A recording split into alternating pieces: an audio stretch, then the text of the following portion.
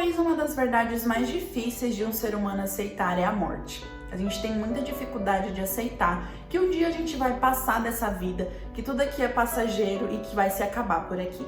Porém, para os católicos, a morte não é o fim. A morte é o início. A morte é o início de uma vida nova, de uma vida com Cristo, de uma vida para a eternidade. E no dia de hoje, no dia 2 de novembro, no dia de finados, nós lembramos com muito carinho daqueles que já passaram dessa vida, daqueles que já cumpriram seus caminhos terrenos e a gente crê, a gente tem essa esperança de que foram para o céu.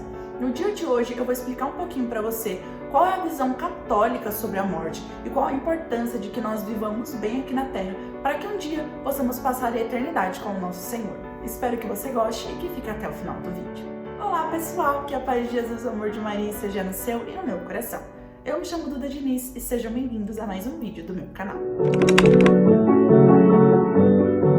A igreja ensina que a morte entrou no mundo como uma consequência do pecado original. Mas após a paixão redentora de nosso Salvador Jesus Cristo, nós tivemos a oportunidade de poder passar a eternidade com Ele. E o Catecismo da Igreja Católica diz o seguinte: para o cristão, a morte tem um sentido positivo. Graças a Cristo, a morte já não é o fim da vida, mas a passagem para uma vida nova. A morte é o momento em que a nossa alma se separa do corpo e se apresenta instantaneamente em frente a Deus, para que ali seja realizado o tão famoso juízo final, nosso juízo particular, no qual o Senhor irá nos julgar devido às nossas obras e devido àquilo que nós merecemos. Após a morte, nós temos apenas 3 destinos. O céu, que é o lugar daqueles que viveram e buscaram santidade aqui na terra e que merecem passar a eternidade com Deus. O purgatório, que é aqueles que buscaram a Deus, mas que ainda existem pecados neles que precisam ser lavados e purificados. E por isso eles passam um tempo no purgatório. Porém, como eu disse, é apenas um tempo. Ir para o purgatório é certeza de céu. Então, após um tempo determinado pelo próprio Deus, elas vão para o céu. Mas primeiro elas passam por esse purgar, por essa santificação, por essa purificação. E o terceiro e cruel destino é o inferno, daqueles que escolheram passar a vida inteira longe de Deus e que escolheram não se arrepender.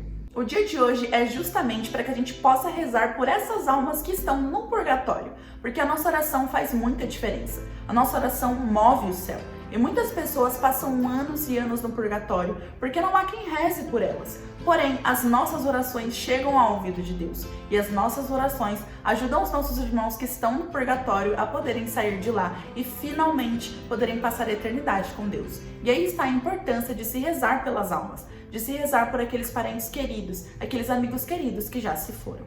A gente nunca vai saber qual vai ser o destino da pessoa.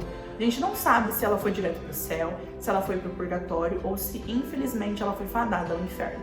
Porém, faz parte da nossa empatia de cristão, do nosso amor e da nossa caridade como cristão rezar pelas almas das pessoas, mesmo sem saber o destino delas. No final das contas, é inegável dizer que a morte dói.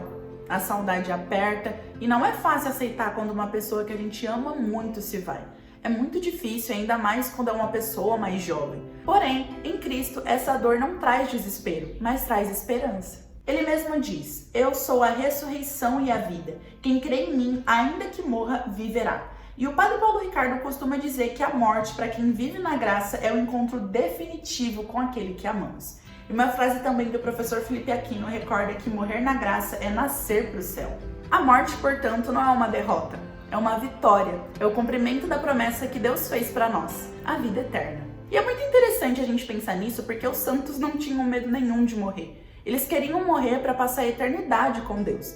E um grande exemplo disso é a minha querida amiga Terezinha do Menino Jesus. Ela dizia: eu não morro, eu entro na vida. Ela desejava a morte para que ela pudesse passar o resto da vida, o resto da eternidade com Deus. E São Francisco de Assis também era muito apegado à morte. Ele chamava ela de irmã, porque sabia que seria a morte que o conduziria para os braços do Pai. O Padre Paulo Ricardo dizia que a melhor forma de se preparar para a morte é se viver bem a vida. E é por isso que a gente não pode permitir que a morte nos pegue despreparados. Isso significa que nós devemos viver na graça de Deus. Devemos buscar os sacramentos, devemos buscar a Eucaristia, devemos buscar perdoar os nossos irmãos, devemos buscar propagar o Evangelho de Cristo, devemos buscar ser de Deus, porque a eternidade, ela não começa depois da morte, a eternidade começa aqui. E quanto à oração pelas almas das pessoas que já se foram, essa é uma prática que vem da própria Bíblia. É um santo e piedoso pensamento rezar pelos mortos, para que sejam libertos de seus pecados. segundo a Macabeus, capítulo 12, versículo 46. Como eu disse anteriormente, as almas do purgatório morreram em amizade com Deus, mas ainda precisam ser purificadas. E é por isso que elas contam com a caridade das nossas orações. Como diz o catecismo, desde os primeiros tempos a igreja honrou a memória dos defuntos e ofereceu sufrágios em seus favores, em especial o sacrifício da Eucaristia.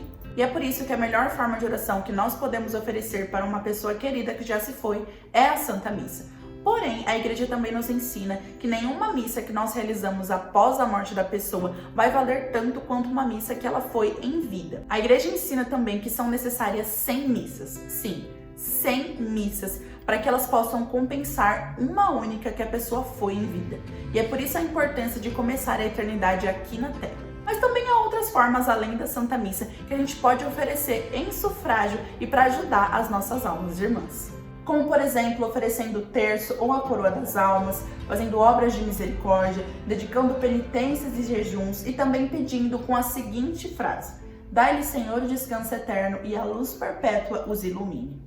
Inclusive, durante esse dia de finados, a igreja concede indulgências, que nada mais é do que a libertação e a purificação de todos os pecados, principalmente se a pessoa fizer todo um rito indo ao cemitério e assim oferecendo essa indulgência ganha para uma alma de uma pessoa querida. Uma maneira de enxergar a morte sem medo é entender que ela é natural, que ela vai acontecer e que é o ciclo da vida. E nós, como cristãos, como católicos, não enxergamos a morte como algo ruim.